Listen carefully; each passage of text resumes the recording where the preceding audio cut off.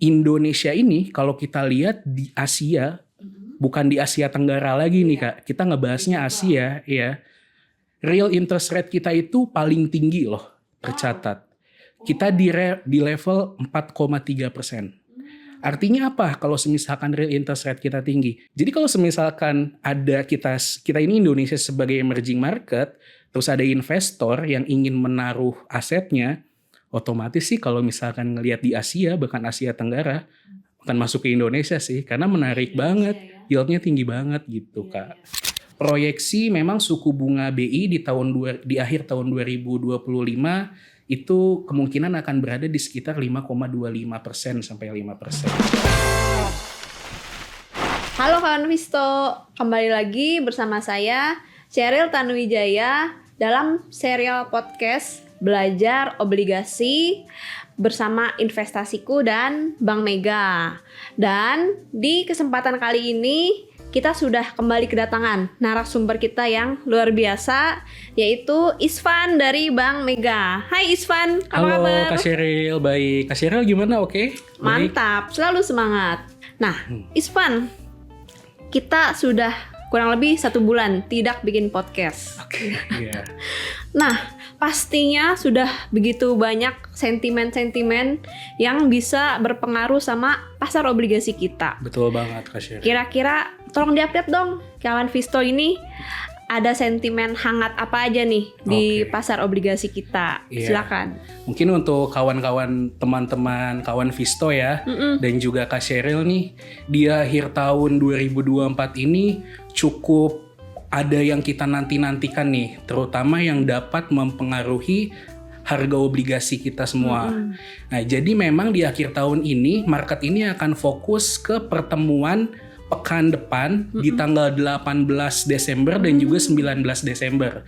Mungkin kawan-kawan Visto bertanya-tanya, ada apa sih di tanggal 18 sama 19 Desember gitu ya? Benar, ada apa Mungkin nih? sebelum kita bahas ada apanya dulu, kita coba remind dulu kali ya.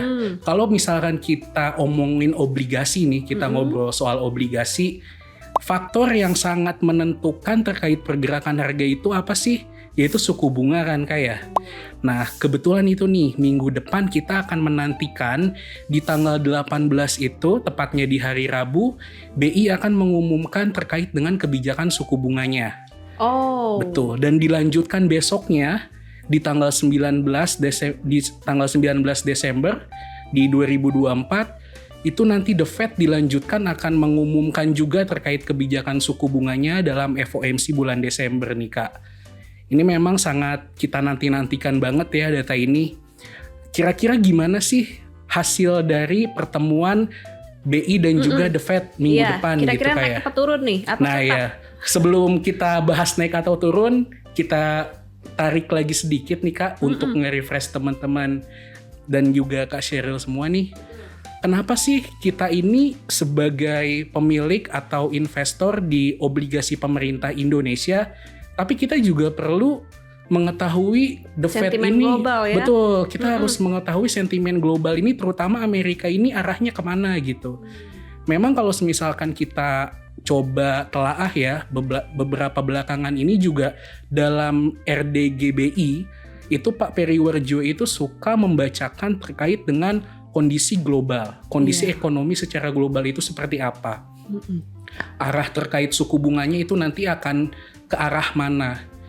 Karena juga kalau kita lihat BI itu umumnya akan mirroring nih Kak dengan The Fed. Mengikuti suku bunga The Fed Betul. ya. Jadi kalau kita lihat The Fed ini arahnya terkait dengan kepenurunan suku bunga, umumnya BI juga akan ikut untuk menurunkan suku bunga. Begitupun kebalikannya. Berarti RDG bulan ini BI kira-kira naik apa turun? Nah oke, langsung kita bahas ke poin intinya ya Kak ya. Iya. Sebelum BI kayaknya kita lebih enaknya bahas The Fed dulu kali Boleh. ya. Yang secara global dulu nih. Kalau teman-teman semua cek sekarang, bisa dicek di website CME, namanya itu FedWatch CME Tools. Proyeksi atau probabilitas untuk The Fed menurunkan suku bunga sebesar 25 basis pada pertemuan FOMC Desember tanggal 19 mendatang itu cukup tinggi loh Kak. Ada di level 96%, The Fed itu akan menurunkan suku bunga sebesar 25 basis. Hampir pasti ya. Iya betul, hampir pasti memang. Mengapa demikian? Karena kalau misalkan kita track back lagi, beberapa data ini memang menunjukkan bahwa memang the Fed ini dipercayai oleh market untuk dapat menurunkan suku bunga. Yang paling di-highlight itu mungkin terkait dengan ini ya, kayak tingkat pengangguran US. Tingkat pengangguran US itu naik, tiba-tiba naik tanpa ekspektasi. Sebelumnya itu diekspektasikan tingkat pengangguran itu stay di 4,2%. Tapi rilis data menunjukkan bahwa tingkat penganggurannya itu naik di 4,3%. Mungkin di situ market juga beranggapan bahwa the Fed di sini mungkin udah bisa untuk menurunkan suku bunga 25 basis point lagi. Nah, cuman disclaimer on lagi nih Kak, kan tadi Kak Sheryl sempat bilang hampir pasti. Yes, kalau kita lihat ke probabilitas itu hampir pasti. Cuman kita juga harus lihat data-data yang lain nih Kak. Nah, jadi kalau misalkan kita tarik lagi nih, sebenarnya ada data nih yang juga cukup bisa dibilang menunjukkan ekonomi Amerika itu memanas kembali nih Kak. Dari data inflasinya itu memang naik dari 2,7% secara tahunan menjadi 2,8%. Meskipun memang kenaikan itu sesuai dengan ekspektasi pasar ya, tapi tetap kita harus memperhatikan hal tersebut. Non-farm payroll pun juga naik di atas ekspektasi pasar. Pasar mengekspektasikan non-farm payroll itu akan naik di level 220.000 change-nya, tapi rilisnya memang agak lebih sedikit di atas itu di 227.000. Kalau kita lihat juga, the Fed ini, Jerome Powell itu dalam pidatonya juga memang menekankan bahwa mereka akan lebih hati-hati nih. Mereka akan lebih hati-hati terkait dengan kebijakan suku bunganya dan akan data dependent banget. Jadi mereka akan benar-benar memperhatikan data ekonomi terupdate. Meskipun demikian, Jerome Powell itu meyakini bahwa saat ini inflasi di Amerika ini menuju ke arah yang diinginkan, which is target the Fed itu ada di level 2%-an ya. Meskipun memang yang rilis sekarang itu masih di atas 2%, cuman the Fed di sini meyakini bahwa arahnya itu akan menurun inflasinya. Betul. That's why juga market di sini ya bisa dibilang cukup positif ya, cukup optimis bahwa the Fed akan menurunkan suku bunga 25 basis di pekan depan di tanggal 19 Desember menjadi 4,5% nih Kak. Gitu. I see. Yeah. Kalau dari dalam negeri gimana kita? Nah, dari okay. BI-nya? Dari BI-nya sendiri nih ya Kak ya. Kalau dari BI memang saat ini belum ada website yang bisa secara resmi menunjukkan bahwa kira-kira berapa persen sih gitu ya. Probabilitas BI. Cuman tenang aja untuk Sobat Visto dan juga Kak Sheryl, di sini aku udah nge-breakdown dari data konsensus Bloomberg. Jadi di Bloomberg itu ada beberapa konsensus yang dihimpun dan ini cukup kredibel datanya. BI ini diperkirakan akan cut rate juga nih Kak. Bulan ini? Betul, 25 basis point menjadi 5,75. Wow. Berarti ini good buat pasar obligasi ya? Oh iya, tentu ini sangat bagus ya, karena kalau semisalkan suku bunga diturunin, mostly kan kalau obligasi sangat terdampak nih, jadi harganya dia juga akan naik. Kalau kita bedah lagi, kira-kira kenapa sih, apakah mungkin BI itu menurunkan suku bunga 25 basis point gitu ya? Sebenarnya cukup mungkin sih Kak, karena kalau kita lihat dari data perekonomian Indonesia ini juga cenderung lesu ya. Mungkin teman-teman kawan Visto juga mungkin di sini tahu gitu, kayak contohnya GDP gitu ya Kak. GDP kuartal 3 kita itu tercatat di bawah 5%. Di 4,95 gitu kan ya.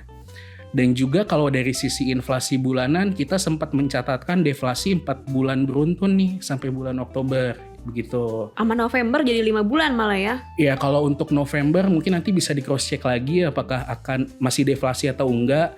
Cuman intinya di sini adalah yang kelihatan ini pemunduran ekonominya nih Kak. Pemunduran ekonomi betul. Dan juga dari PMI-nya, dari Purchasing Manufacture Index-nya, di sini manufaktur kita nih terkontraksi nih. Jadi kita di sini masih terkontraksi terus. Jadi memang kelihatannya sih ya Kak ya, it's good untuk BI nurunin suku bunga 25 basis point. Tapi balik lagi ya teman-teman, market itu nggak ada yang pasti. Kita juga harus ngelihat di satu sisi nih Kak, memang pada bulan sebelumnya kan BI ini stay di 6%. Kalau di highlight dari RDG sebelum-sebelumnya, memang Pak Periwarjo ini kelihatannya ini akan meng-highlight terkait dengan volatilitas rupiah itu sendiri ya. Karena yang di-highlight itu adalah memang kenapa suku bunga ditahan lebih ke menjaga nilai tukar rupiah dan juga menjaga yield kita agar lebih menarik nih Kak di sektor global. Seperti itu sih. Iya. Wah, jadi kepikiran juga nih.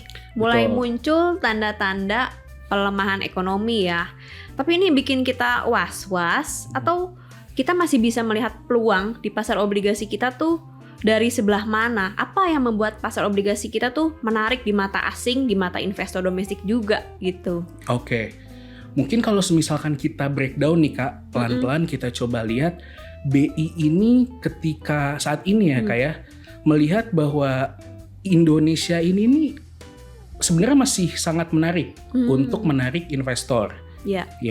Jadi kalau misalkan kita breakdown secara worldwide, BI ini memang umumnya akan benchmarking terkait dengan kondisi perekonomian global.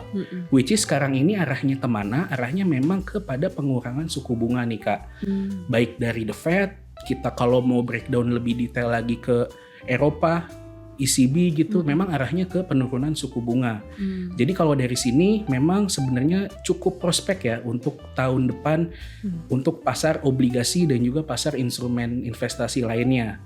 Bahkan kalau misalkan kita mau bahas lebih detail pun, Indonesia ini kalau kita lihat di Asia, bukan di Asia Tenggara lagi nih Kak, kita ngebahasnya Asia ya. Real interest rate kita itu paling tinggi loh tercatat. Kita di level 4,3%. Artinya apa kalau misalkan real interest rate kita tinggi? Artinya yield yang kita berikan kepada investor itu juga tinggi gitu. Ini kita ngomongin pasar keuangan secara umum ya Kak ya. Kalau kita mau breakdown lagi nih ke khusus obligasi, kita pakai benchmark patokan obligasi pemerintah 10 tahun. Di Asia, bukan hanya di Asia Tenggara lagi, kita ini yieldnya itu masih sangat-sangat menarik. Kita paling tinggi yieldnya Kak. Di level sekitar 6,9%. Jadi kalau misalkan kita, teman-teman Sobat Visto bingung, Mas Iswan artinya apa gitu? Artinya simple sih, kayak misalkan kita investor, kita mau naruh uang. Kita pasti ingin dapat return yang paling tinggi kan ya. Iya, tapi juga aman. Dan juga aman, betul. Jadi kalau misalkan ada kita ini Indonesia sebagai emerging market, terus ada investor yang ingin menaruh asetnya, otomatis sih kalau misalkan ngelihat di Asia, bahkan Asia Tenggara, akan masuk ke Indonesia sih, karena menarik banget, ya? yieldnya tinggi banget gitu kan. Iya. Oke. Nah, Mas Iswan, kita jadi kepikiran juga nih, kira-kira akhir-akhir ini seri obligasi apa aja sih yang paling rame? Yang lagi ngehits nih. Oke, ini seru banget nih untuk kita bahas. Aku coba mau ngasih info ke teman-teman ya. Jadi kalau misalkan teman-teman coba track back ke belakang nih, kayak misalkan ke sebelum tahun 2023 deh, 2022. Iya. Itu tuh obligasi untuk retail itu ya hanya diterbitkan setahun 2 kali ya. Gitu. Kayak di SR dan ORI gitu. Dan tenornya pun sama Kak. Biasanya obligasi retail itu di tenor 3 tahun. Ya. Tapi setelah masuk ke tahun 2023, masuk ke tahun 2024, di sini Kementerian Keuangan ini seakan-akan memanjakan kita nih investor retail. Wow. Karena gimana itu memanjakannya? Tidak hanya dengan menerbitkan obligasi retail baru, tapi juga menambah opsi tenornya. Oh, lebih panjang tenornya. Betul, jadi ada opsinya Kak. Kayak untuk di SR atau sukuk retail itu umumnya dia 3 tahun aja, tapi sekarang muncul tenor 5 tahun.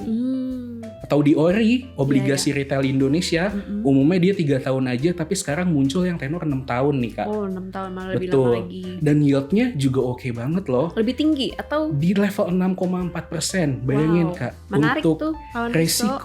resikonya ya obligasi pemerintah Indonesia gitu. Kita bisa bilang quote on Low quote risk. zero risk Zero bahkan risk. seperti itu ya. Kalau kita hold sampai mature gitu, sampai jatuh tempo. Nah, selain itu juga ada lagi Kak. Apa tuh? Ada juga seri-seri obligasi yang non-tradable kayak sukuk tabungan atau ST, dan juga ada saving bond retail atau SBR nih, yang itu ada fitur floating with floor. Apa sih floating with floor? Floating with floor itu adalah ya teman-teman akan dapatkan cap return minimal. Jadi kalau misalkan amit-amit nih suku bunga naik, kuponnya naik juga Kak. Ikut cuan lah ya. Ikut cuan, Makin cuan. betul. Seperti itu. Oke. Nah, kawan Visto, serial-serial yang tadi disebutkan sama Mas Isvan itu bisa dicek ya di aplikasi Investasiku. Betul banget. Oke, kita lanjut ya. Mas Isvan, kita kan baru melewati tahun politik Yes. ya. Tahun depan, tahun 2025 itu akan menjadi tahun pertama yang dilewati setelah tahun politik.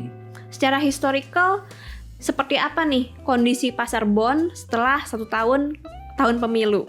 Gitu. Oke.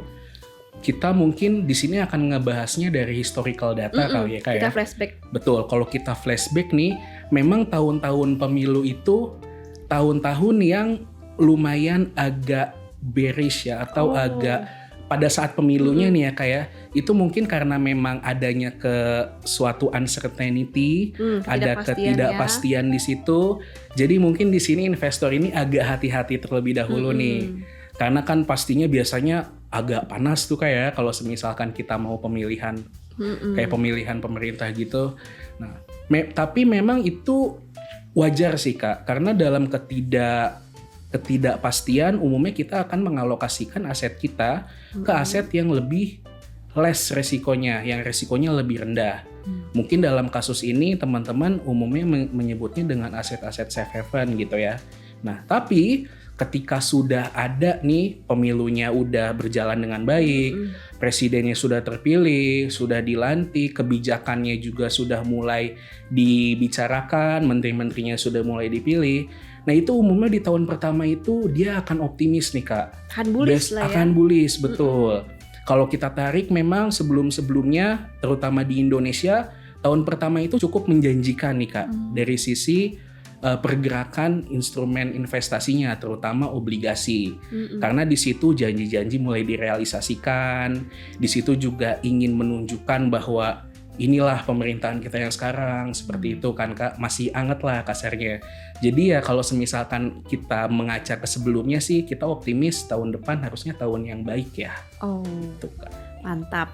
Apalagi juga kita mulai melihat nih realisasi gebrakan 100 hari pemerintahan baru ya. Wah, seperti betul apa.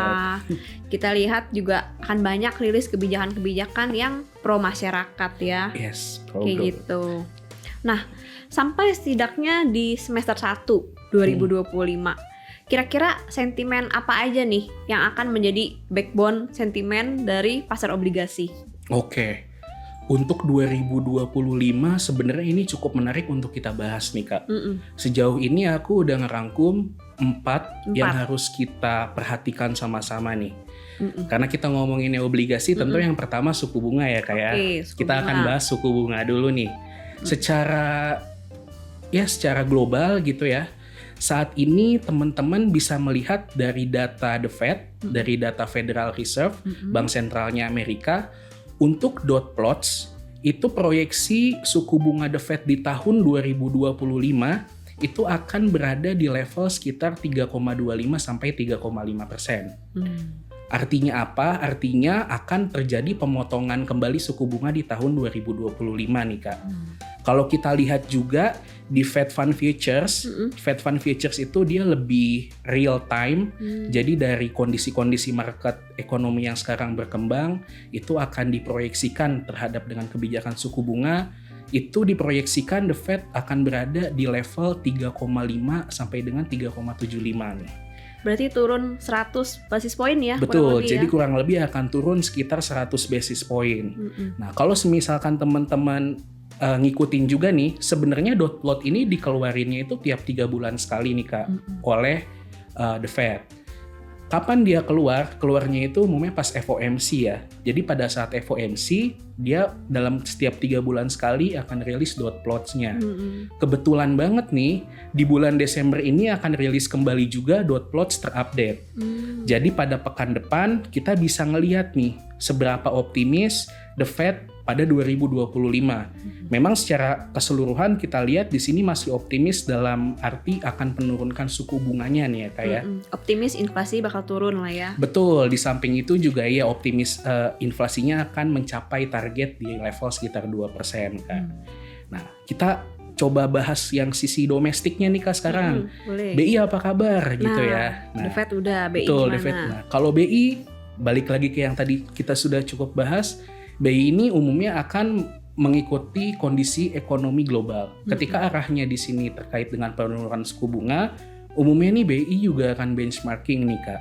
Memang saat ini belum ada seperti dot plotnya The Fed gitu yang memproyeksikan suku BI ada di berapa yang resmi gitu ya. Cuman sekali lagi di sini untuk Sobat Visto aku rangkum nih dari data Bloomberg yang cukup kredibel.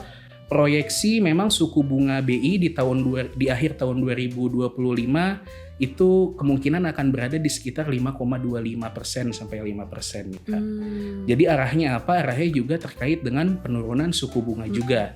Jadi kalau misalkan kita lihat sebenarnya ini cukup baik ya Kak ya untuk pasar keuangan kita terutama obligasi gitu. Selanjutnya nih, kita tadi udah bahas suku bunga. Yang kedua, kita juga harus memperhatikan terkait dengan perekonomian global. Kemana sih kira-kira perkembangan perekonomian global tahun 2025? Memang kalau misal kita lihat, di sini IMF itu sebenarnya udah mengukur nih Kak. Dia sudah memproyeksikan kira-kira pertumbuhan ekonomi dunia, bukan hanya Indonesia atau Amerika, itu kira-kira gimana sih di tahun 2025? Memang dari data survei IMF itu menunjukkan bahwa ekonomi dunia diperkirakan stabil nih Kak. Di level 3,2%. Artinya apa? Artinya akan stabil dan juga room of growth-nya masih cukup oke. Bahkan kalau misalkan kita breakdown lagi dari sisi domestiknya, Indonesia ini diperkirakan IMF pada tahun 2025 itu GDP kita itu akan naik di level 5,1%. Berarti lebih tinggi ya daripada capaian tahun ini. Yes, diproyeksikan akan lebih tinggi. Nah, kalau misalkan Kakak ngikutin juga nih, Pak Prabowo kan sebelumnya ada statement yang bilang tuh, kita harus optimis, betul. Kita nih bisa 8%. Nah, itu juga kalau kita lihat presiden kita sudah optimis seperti itu, harusnya nanti menteri-menterinya yang bekerja keras semoga terrealisasi dengan baik sih ya kayak. Betul, amin. Betul. Nah itu juga kalau kita lihat dari proyeksi terkait ekonomi, impact-nya harusnya sangat-sangat positif terkait dengan pasar keuangan kita, terutama obligasi nih. Nah yang ketiga, di sini kita agak mikirin rumput tetangga nih Kak. Quote on quote bukan tetangga kita kayak di Asia Tenggara ya, tapi di sini kita juga harus ngelihat Amerika. Karena yang pemilu di tahun 2024 ini bukan Indonesia doang, kebetulan pas sama Amerika nih. Nah, kalau kita lihat Amerika hasilnya udah keluar. Di situ Donald Trump menang ya, mewakili Partai Republiknya. Mengejutkan juga kemenangannya. Betul, cukup mengejutkan pasar gitu ya. Nah, memang kalau kita lihat nih selama kampanyenya cukup vokal Donald Trump ini ya. Iya. Memang sebenarnya kalau saya lihat di satu sisi si Donald Trump ini mungkin lebih ke arah yang nasionalis gitu ya. Iya. Dengan statementnya Make America Great Again gitu. Maga. Betul, dia ingin menunjukkan dunia bahwa di tangan saya Amerika itu bisa loh berdiri seperti kayak menunjukkan taringnya gitu. Yang harus kita highlight itu dari Trump effect ini apa sih? Ada beberapa kebijakan nih Kak yang sudah aku rangkum. Ya, perang dagang gimana nih? Nah, ini kan kita coba bahas ya.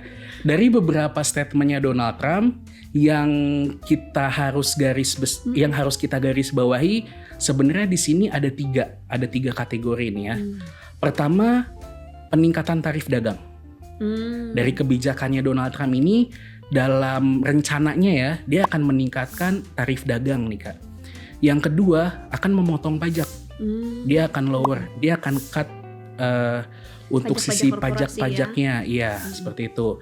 Dan yang ketiga dia akan meregulasi ketat terkait dengan imigran. Ya, dari tiga itu kita coba breakdown satu-satu kali kayak biar Sobat Visto makin puas nih. Ya. Yang pertama meningkatkan tarif dagang. Sebenarnya Donald Trump ini menimbulkan pro and kontra juga nih dari kebijakan-kebijakannya ya. Di satu sisi mungkin dia ingin meningkatkan tarif dagang dengan tujuan agar produk domestiknya ini bisa bersaing, terserap dibandingkan dengan produk-produk dari luarnya seperti itu kan ya. Cuman banyak juga nih Kak ekonom yang menganalisa bahwa apakah supply chain dari Amerika ini kuat? Iya. Apakah dengan kebijakan meningkatkan tarif dagang tersebut akan menguntungkan hubungan bilateral US dengan negara-negara lainnya. Karena kalau semisalkan tidak, kayak kita pakai contoh, kalau misalkan dia dari sisi supply chain-nya nggak kuat, ujung-ujungnya itu yang akan membayar tarifnya rakyatnya sendiri Masyarakat. gitu. Inflasi lagi ya. Inflasi lagi, betul. Harganya juga akan naik-naik juga gitu kan. Iya. Seperti itu. Berarti resikonya tuh bisa menunda cut rate-nya si The Fed ya. Betul nih Yang Kak. ekstrim ya. Yes, karena akan mengarahnya kemana? Arahnya akan ke peningkatan inflasi lagi. Seperti itu. Nah yang kedua kita akan ngebahas dari pemotongan pajak. Dia akan cut tax-nya. Artinya apa? Artinya ketika pajak dipotong, demand-nya akan meningkat kan Kak? Iya. Ketika demand-nya meningkat, daya beli masyarakatnya meningkat kembali, otomatis harganya juga akan naik. Inflasi Dan itu lagi. akan mengarah kepada inflasi juga. Cuman ya memang di satu sisi mungkin dia ingin di awal-awal tuh ingin kayak oke, kita pro kepada masyarakat gitu ya. Cuman banyak juga ekonom yang end of the day ini agak worry juga karena kebijakan fiskalnya ini dapat merujuk kepada kenaikan inflasi. Nah, yang ketiga nih yang cukup kontroversial juga terkait dengan pengetatan regulasi imigran ya. Memang Jerome Powell ini dinilai cukup concern terkait dengan imigran. Last berita yang aku coba filter di sini dia akan mengetatkan regulasi dari imigran-imigran ilegal nih Kak. Jadi kasarnya kalau misalkan imigran itu ilegal akan dideportasi nih. Berarti hilang dong ya? Betul, Berkurang dong. akan berkurang. Dampaknya kemana? Nah dampaknya kalau kita lihat memang imigran ini memegang sektor yang cukup penting di industri-industri yang real nih Kak, sektor real. Kayak pangan, manufaktur, dan sebagiannya. Artinya kalau semisalkan itu dilakukan dengan agresif atau radikal, artinya akan ada pengurangan dari sisi pekerja nih. Dampaknya apa? Dampaknya produksinya akan terhambat. Kalau misalkan kita udah produksinya terhambat, perusahaan-perusahaan nyari pekerja susah, dia akan naikin juga gajinya kan, upahnya dia akan naikin, dan akhirnya nanti juga merujuknya ke perlambatan perekonomian juga dan kenaikan harga nih Kak. Seperti itu. Nah, berarti itu dia tantangan juga ya bagi penurunan suku bunga ya. betul. Memang kalau kita lihat di sini PR-nya The Fed nih, bagaimana The Fed di sini bisa mengatasi hal tersebut gitu ya. Cuman kan di sini memang kalau kita lihat di sini Donald Trump ini belum menunjukkan atensi yang benar-benar resmi seberapa agresif dia terkait dengan kebijakan tersebut ya kan kayak karena baru dilantik di tahun depan juga. Cuman itu yang perlu kita ketahui bareng-bareng juga nih Kak gitu. Aku juga baca berita konon Presiden Trump lagi berkomunikasi sama Presiden Xi Jinping, Presiden Tiongkok. Dan bahkan Mr. Trump ini mengakui kalau Presiden Xi ini salah satu bestinya lah ya. Oh iya. Ya benar-benar semoga kita harapkan benar-benar bestie nih. Jadi Amin ya soal ya. perang dagang ya jangan sampai kejadian terlalu dramatis lah seperti Betul. 2018 Iya. gitu. Kalau bisa kayak Pak Prabowo kali Kak ya. Dirangkul Kan kalau justru Prabowo rangkul man banget nih. Kalau aku menjulukinya tuh rangkul man gitu. Adem gitu ngelihatnya kayak Betul. Apple aja jadinya investasi loh di kita Wow, gitu kan. luar biasa. Maksud aku ya semoga gitu kondisi ekonomi ke depannya fine-fine aja. Dan mungkin yang sebelum kita akhirin nih Kak, yang perlu kita ketahui juga mungkin terkait dengan geopolitik Nah, ya itu kayak. dia. Iya. Karena belakangan ini ya banyak hal yang tidak kita inginkan ya, mulai dari Rusia, Ukraine, bahkan konflik Timur Tengah gitu ya.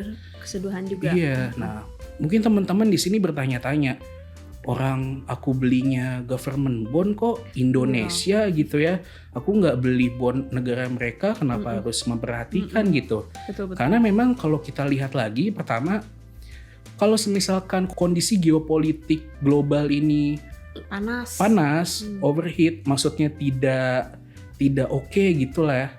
Itu akan mengakibatkan ke investor-investor global ini akan cenderung risk off terlebih dahulu nih Kak. Artinya apa? Artinya dia akan menarik aset-asetnya dari instrumen yang beresiko menuju instrumen lain yang memiliki resiko lebih rendah. Safe haven ya. Ke safe haven, Sebenarnya betul. Itu juga bisa berdampak ke kepemilikan asing kita nih.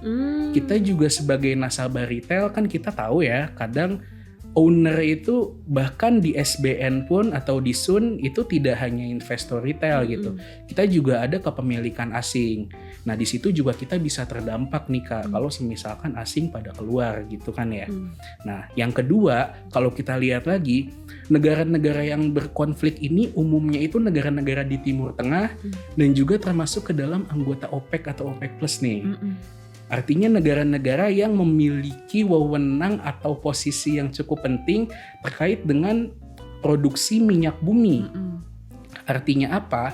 Ketika produksi minyak bumi ini terganggu akibat perang, itu dapat meningkatkan harga minyak itu sendiri Kak. Harga minyak mentah akan cenderung naik. Dan ketika harga minyak naik, dia akan berdampak kemana? Akan berdampak ke inflasi. Karena memang dari komponen inflasi, kalau kita breakdown dari inflasi US aja gitu ya, komponen inflasi dari sisi energi itu cukup tinggi nih Kak peranannya. Jadi kita di sini nggak mau ya kalau semisalkan nantinya inflasi ini kembali tinggi lagi karena adanya geopolitik dunia gitu. Iya. Selain harga minyak kan juga menyulut harga komoditas lainnya. Oh iya Secara pasti, umumnya, betul. Kayak Ukraine itu dia berdampak kepada harga gandum. soft commodities. Betul, itu bahan gitu yang ya. cukup penting di Eropa kan, orang Eropa. Kita juga. Kita juga sih ya. Sekarang sih lebih banyak orang yang sarapan roti itu udah mulai banyak juga sih. Roti, bakmi, ya. Iya betul. Oke. Mantap, luar biasa Mas Isvan untuk sharingnya bersama kita. Oke, kawan Visto, ya kita sudah berada di akhir podcast Belajar Obligasi kali ini. Menarik banget ya podcast kali ini bersama Mas Isvan dari Bank Mega. Kawan Visto, nggak ada waktu yang lebih baik lagi untuk mulai berinvestasi selain sekarang.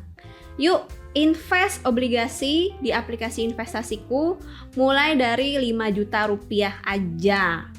Sampai jumpa di podcast berikutnya bersama investasiku for better tomorrow.